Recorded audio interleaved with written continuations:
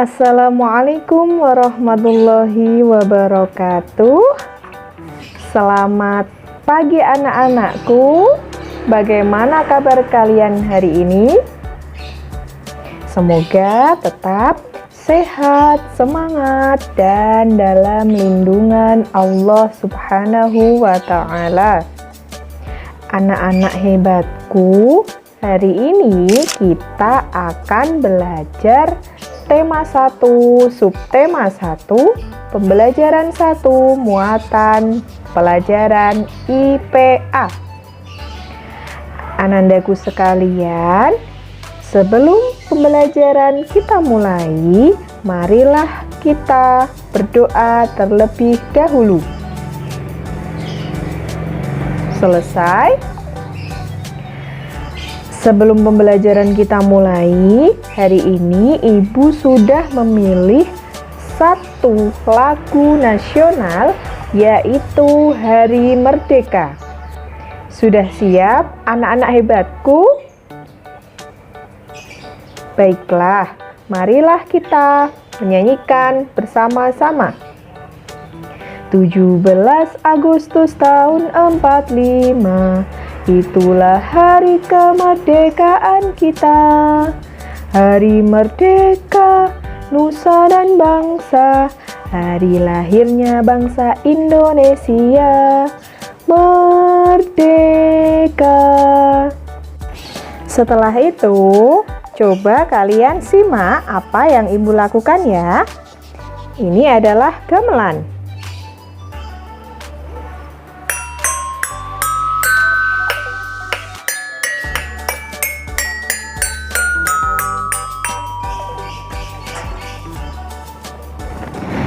Kita tentu mendengar bunyi atau suara dalam kehidupan sehari-hari saat berbicara atau bermain alat tradisional seperti yang Ibu contohkan tadi. Apakah anak-anak mendengar suara dari gamelan yang dipukul? Ya, mendengar. Ini termasuk salah satu bentuk dari bunyi. Apakah anak-anak tahu apa itu bunyi? Bunyi adalah sebuah gelombang dari benda bergetar yang didengar dan ditangkap oleh manusia. Secara umum, pengertian bunyi adalah suatu gelombang yang dihasilkan oleh benda yang bergetar. Syarat terjadinya bunyi ada 3. Yang pertama, ada sumber bunyi. Yang kedua, ada media perantara. Dan yang ketiga, ada indera pendengaran. Coba sekarang anak-anak praktikan ya. Kalian memukul meja yang ada di depan kalian. Apakah mejanya bergetar? Ya, meja bergetar lalu menghasilkan bunyi yang bisa anak-anak dengarkan. Benda yang menghasilkan bunyi disebut sebagai sumber bunyi. Gambar alat musik yang anak-anak lihat ada berbagai macamnya. Ada piano, gamelan, drum, gitar, dan yang lainnya. Apakah alat-alat musik itu bisa menghasilkan bunyi? Ya, semua alat musik itu menghasilkan bunyi. Oleh sebab itu disebut sebagai sumber bunyi. Apakah hanya alat musik saja? Tidak. Semua benda-benda yang bisa menghasilkan bunyi itu disebut sebagai sumber bunyi. Sifat-sifat bunyi itu ada 3. Yang pertama, bunyi dapat merambat melalui zat padat, zat cair, dan gas. Telepon-teleponan menggunakan gelas plastik yang disambungkan dengan benar. Saat salah satu teman berbicara, maka bunyi atau suara teman tersebut akan merambat melalui benang tersebut. Benang tersebut termasuk benda padat. Melalui benang tersebut, maka teman yang satunya bisa mendengar suara atau bunyi teman yang sedang berbicara. Nah, seperti itu cara memainkannya. Ya. Contoh bunyi yang merambat melalui benda cair, yaitu caranya siapkanlah ember yang diisi dengan air, lalu pukul-pukul dinding ember tersebut dan dengarkanlah suara pukulan tersebut menggunakan corong. Corong tersebut diletakkan ke dalam air, lalu dekatkan corong bagian atas dengan telinga kita. Maka kita akan mendengar suara pukulan pada ember tersebut.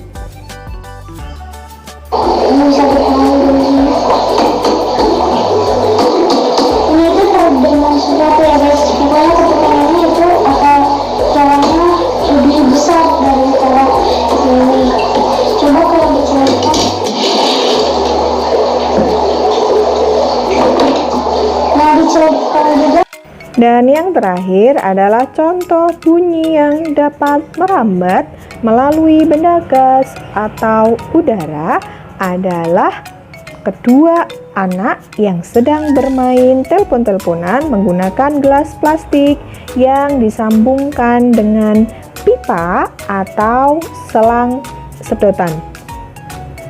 Salah satu teman berbicara, maka bunyi atau suara teman tersebut akan merambat melalui lubang udara menuju ke telinga teman yang satunya, sehingga teman yang satunya bisa mendengar suara teman yang berbicara.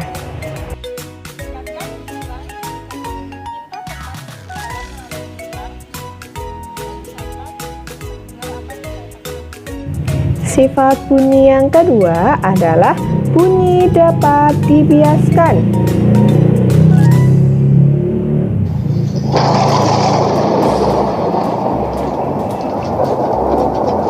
Misalnya, pada malam hari, petir akan terdengar lebih keras dibandingkan pada siang hari.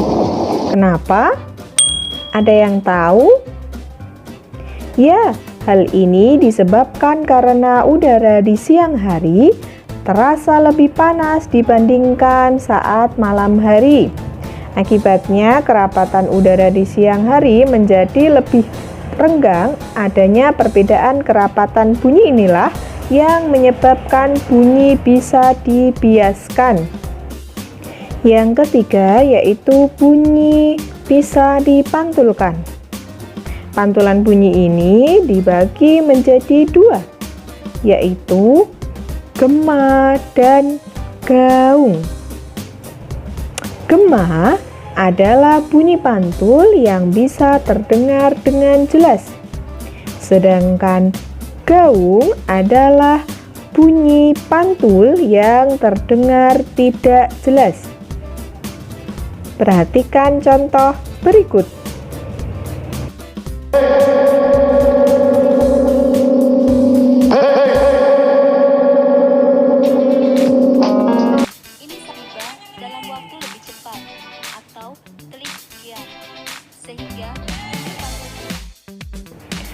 Anak-anak hebatku, ternyata bunyi itu ada beberapa jenisnya loh. Ada yang tahu? Untuk yang pertama, ada bunyi infrasonik. Bunyi ini memiliki frekuensi kurang dari 20 Hz. Dan bunyi ini biasanya hanya bisa didengar oleh beberapa hewan saja. Contohnya kelelawar, anjing, kuda, jangkrik, dan beberapa hewan lainnya. Yang kedua yaitu audiosonik. Audiosonik ini memiliki frekuensi antara 20 sampai dengan 20.000 Hz. Bunyi inilah jenis bunyi yang hanya bisa didengar oleh kita, manusia. Jenis bunyi yang ketiga yaitu bunyi ultrasonik. Bunyi ini memiliki frekuensi lebih dari 20.000 Hz. Dan bunyi ini biasanya hanya bisa didengar oleh hewan dan makhluk-makhluk yang mampu mendengar suara yang begitu keras. Salah satu contohnya adalah lumba-lumba.